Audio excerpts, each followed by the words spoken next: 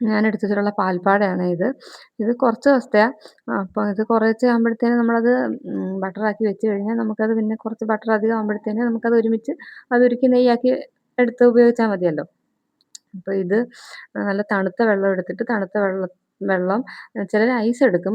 Ice കട്ട ഇട്ടാൽ നമ്മുടെ ഈ മിക്സിയുടെ ജാറിൻ്റെ ബ്ലേഡിന് എന്തെങ്കിലും കംപ്ലയിൻറ്റ് വരത്തില്ല. അതുകൊണ്ട് ഞാൻ തണുത്ത വെള്ളം എടുത്ത് ഫ്രിഡ്ജിൽ വെച്ച തണുത്ത വെള്ളത്തിനകത്തോട്ട് നമ്മൾ ഈ പാട കുറേശ്ശെ കുറേശ്ശെ ഇട്ടിട്ട് ഇട്ട് അടിച്ചാൽ മതി. അടിക്കുമ്പോഴത്തേനും മേളിലിങ്ങനെ മഞ്ഞ കളറിൽ ഇങ്ങനെ പൊങ്ങി വരും ബട്ടറ്. അത് ഉള്ളതെടുത്തിട്ട് നമ്മൾ പിന്നെയും കുറച്ച് തണുത്ത വെള്ളം ഉപയോഗിക്കാമെങ്കിൽ നല്ല രീതിയിൽ തണുത്ത വെള്ളം അല്ലെങ്കിൽ സാധാ പച്ചവെള്ളം ആയാലും മതി, അതിനകത്തോട്ട് എടുത്തിട്ടാൽ മതി. അങ്ങനെ കുറച്ച് പ്രാവശ്യം കുറച്ചധികം പ്രാവശ്യം ആകുമ്പോഴത്തേന് ഫുള്ള് തീർന്ന് കഴിയുമ്പോഴത്തേന് നമ്മളിതെടുത്തിട്ട് പിന്നെയും 1, 2 വെള്ളത്തിലും കൂടെ ഒന്ന് കഴുകണം. നല്ലതായിട്ട് വെള്ളത്തിൽ ഒന്നുകൂടെ കഴുകിയിട്ട് അത് എടുത്ത് നമുക്കൊരു പാത്രത്തിലിട്ട് ഫ്രീസറിലിട്ട് വെക്കാം.